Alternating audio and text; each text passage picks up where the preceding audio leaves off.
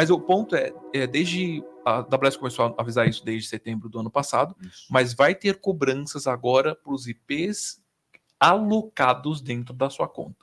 O que isso quer dizer? Que IPs como Elastic IP, Networking Load Balancing, o que mais? Global Accelerator, né, que utiliza IPv4.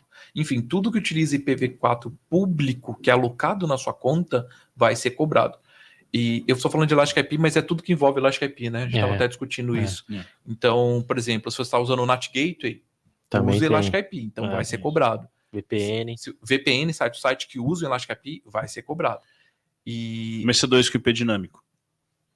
Vai ser cobrado duas vezes. Vai ser cobrado, entendeu? Tá. Então, gente... Qualquer IPv4, seja ele fixo ou dinâmico. E aí a pergunta, vai começar a partir de quando, Alan? Já começou, tá frenético já. Tá valendo. O taxímetro já tá ligado. O taxímetro já tá ligado. Então, se você não notou, convido você a entrar no seu billing agora, você ir dentro do billing, tem uma parte de bills do lado esquerdo, você vai conseguir ver o mês, procura pro Virtual Provider Private Cloud, e dentro do Virtual Private Cloud vai ter uma linha especificamente ali sobre IPv4 Public Charges, e já vai estar sendo cobrado ali para você, tá, gente?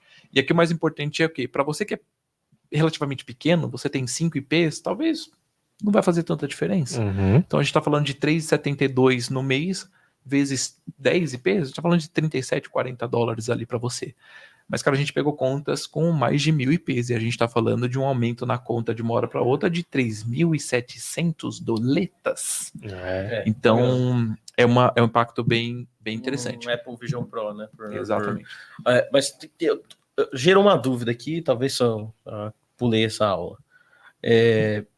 Beleza, Public Charge vai cobrar. E se eu tiver um IP alocado sem utilização, vai cobrar Public Charge e ainda sem utilização? Vai cobrar as duas vezes. Porque eu lembro que o sem utilização, o IP sem utilização, ele ficava lá no EC2, né? Sim. No billing, ele ficava lá EC2, você abre ali. Ainda tá, aí tem lá, e ainda vai ser cobrado. Aí tem essa linha e agora tem a linha de cima na VPC Public Charge. Então, então você tem dois lugares para olhar agora, né? Exato. E aí, vamos falar de estratégias, né?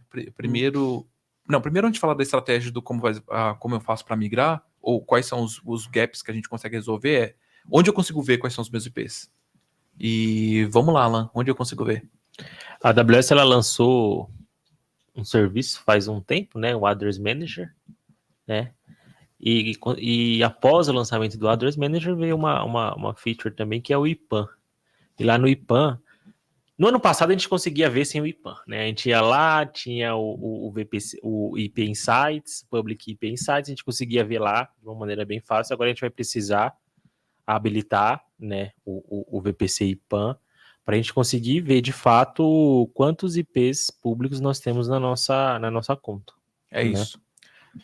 Se você estiver dentro do serviço, quer saber, ali dentro do IPAN, você procura pode procurar como IPAN mesmo ali dentro do browser da AWS, você vai, dentro do seu lado esquerdo, vai ter uma opção escrito IPv4 Insights.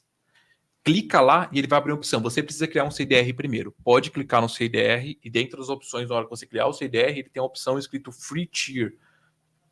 Eu acho que é Free Tier. É Free alguma coisa, tá, gente? Eu não lembro o nome certo. Mas se eu não me engano é Free Tier. Então, clica na opção Free Tier, ele vai criar um CDR para você e ele vai te mostrar quais são os IPv4 que você está utilizando. Essa é uma opção, né?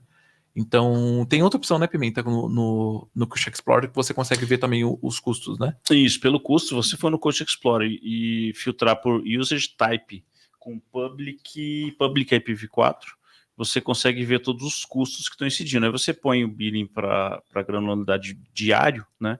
Pega aí, de final de janeiro ao começo de fevereiro, vai ver que em janeiro estava 0, de repente em fevereiro começou a subir umas barrinhas. Você tem ali o custo diário. Aí se você usa tags para controlar o seu custo, você consegue ver pelas tags quantos são, quais são, onde estão, né?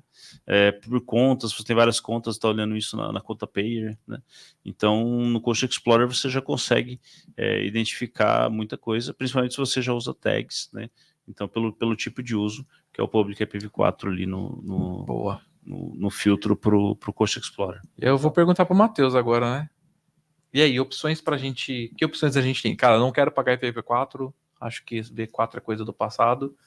O que eu tenho que fazer? Quais são as opções que a gente tem para fazer a migração ou para diminuir esse custo? Vou responder rápido aqui, ó. Depende. Não, brincadeira. Você pode fazer a transição para um IPv6. Acho que essa é uma forma, né? Se você tem essa aderência, essa forma você já vai parar de pagar, né? Porque o IPv6 está aí, gigantesco, não vai terminar tão cedo. Talvez não termine, até que a humanidade se termine antes, né? Outras opções. Cara, não sei, outras opções. Não, eu tenho outras, né? Só lembrando, tá, gente? A cobrança é para V4, tá? Para V4, E beleza, consigo. Acho que foi até uma pergunta do Brian ali, né? Tem como ter apenas IPv6 nas instâncias 2? Sim, tá, Brian?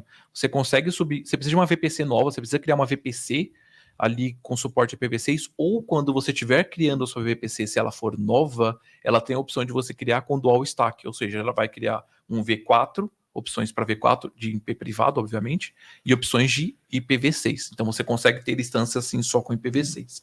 A Angelina deu uma dica boa ali também, ó. O ponto aqui, tá, gente? Só pra gente fechar a etapa de migração com IPv6, é que o pulo do gato é, se você já está com tudo na AWS, sobretudo com Route 53 dentro da AWS, e você está usando NLB ou ALB ou qualquer outra coisa, para o seu usuário final isso vai ser indiferente, tá? Então você consegue subir sua VPC em IPv6, você está falando só IPv6 dentro de casa, e o usuário está acessando lá o seu... o da rede.com.br e resolvendo sem problema nenhum, porque quem faz essa tradução do nome para o IP é o Route 53, é o DNS, perfeito? Então, você fazendo essa alteração, você já consegue ter um match ali da AWS, que, abrindo parênteses, é o principal objetivo, tá, gente? A forçada de cobrar IPv4 é você parar de usar o V4 e usar V6.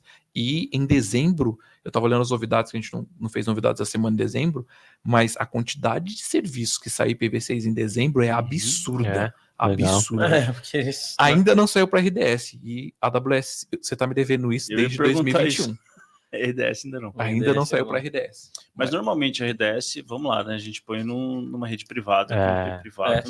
Quem tá usando, se você tá usando IPv4 isso aí. público. Desculpa, acho que eu cheguei perto do microfone, já devo dar um susto na galera. Se você tá usando IPv4 público e RDS, toma cuidado. Mano. Toma cuidado, velho. né? Talvez por isso ela ainda não liberou. Fala, RDS a gente espera que já esteja na privada, numa rede privada, mas, né? Concordo, Pimenta. Vamos lá, Pimenta. Olha que a Angelina deu uma dica ali da próxima, hein? E a gente também colocou ali. BOIP, não é o carro elétrico, é o BOIP. É a live do Tudo Essa. Não vão mais me chamar pra live aqui, nunca mais. Tô lascado, né? Mas o que é o Bring Your IP, ô Pimentinha? Você tem a possibilidade de comprar seu range de IPs e fazer a portabilidade desse range, hospedar esse range de IPs na AWS. Aí, se você já tem os seus IPs e vai hospedá-los com a AWS, eu não tenho a mínima noção de como isso acontece. Depois você que é especialista vai explicar. Eu acho que é uma boa, né? É caro, será? Cara, você pode levar e aí a AWS não vai te cobrar nada porque você já pagou e muito bem pago por esses preços. Cara, o trade-off pode... a depender de como você, obviamente, vai utilizar, quanto o trade-off pode compensar.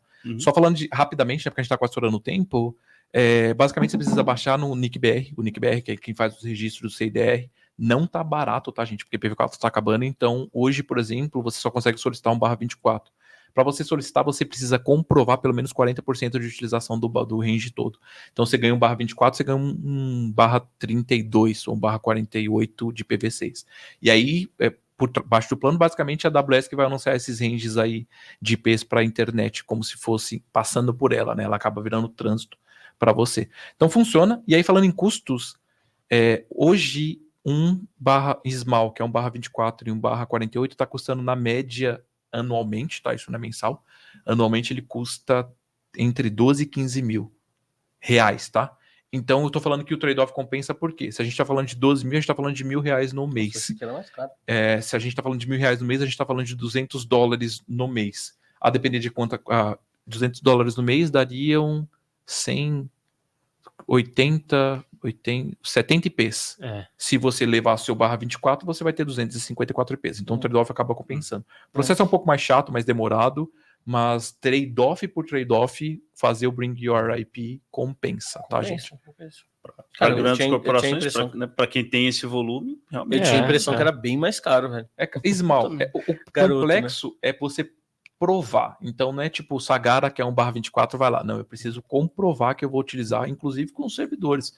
Eu vou usar esse cara aqui nesse servidor porque ele precisa ter acesso à internet. tipo, por é exemplo. bem um detalhado o processo Eu um consigo pouco comprar complexo. 1/32? Tipo, é um IP para mim?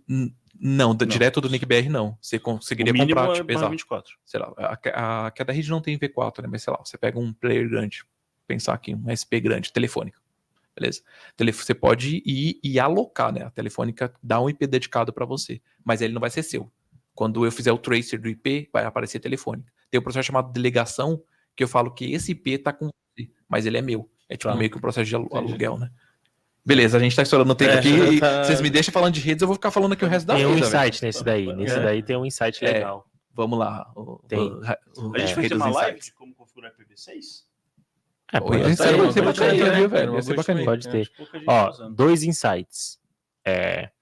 Identificar IPs públicos sem uso. Você pode ir lá nas suas ENAs e verificar em rede privada se tem IP público alocado lá. Beleza? Beleza. Você vai identificar lá, vai traçar o plano e vai tirar esses IPs. Rede Beleza. pública, né? E na rede, o que tem de IP público na rede privada. Uhum. Tá. Entendeu? Que é a rede onde tem a rota lá pro NAT Gateway Isso aí. ou alguma instância, beleza? Beleza. Um outro insight é o seguinte, para você evitar que nasça novos IPs nessas redes. Lá na configuração da subnet, você tem uma flag lá que é a autoativação de IP público, de public IP. Então desabilita essa flag, tira essa flag das redes privadas e aí você vai parar de provisionar automaticamente os IPs. Isso é o proativo, né, gente? É o proativo reativo. E aí tem um último insight que a gente consegue economizar, tá? Lembra que Network Load Balance também cobra IP. E tem um pulo do gato, tá? No Network Load Balance. Você consegue ter um Network Load Balance, um LB, ter um Network Load Balance mandando para um LB como target. Então, se você tiver muito Network Load Balance, você pode colocar em um só, colocar os ALBs na frente e segmentar eles ali por URI, né? Então você meio que tipo tem, em vez de ter 10 apontando para 10 ALB, 10 Network Load Balance apontando para 10 ALBs, você tem um apontando para vários ALBs e a ULB trabalha para você conseguir. Enfim, estratégia é o que não falta para IP. Um pouco menos, né? Exatamente, mas a gente está estourando o tempo e ficou com mais dúvidas. Se você quer saber de outras estratégias fora, porque tem outras estratégias, até mesmo tipo reestruturação da rede para usar 1 ou 3 NAT Gateways em vez de milhares. Cara, chama a gente que os menininhos manjam desse negócio de networking aqui, viu? Tem um ponto também de serviços que são gerenciados e que podem gerar IPs públicos ou load balances, como por exemplo o Beanstalk, né? O Beanstalk, se você configura ele para autoescalar, ele vai gerar um load balancer ali, né? Boa. Então, de repente, se você está usando o Beanstalk com load balancer, você pode usar um outro serviço como o AppRunner, pode usar o AppRunner, que o AppRunner vai escalar. Por trás deve ter um load balance ali, mas esse load balance não está na sua conta. Boa. Então, são estratégias aí. Pra fugir um pouco disso aí. Isso a gente pode te ajudar também. Maravilha.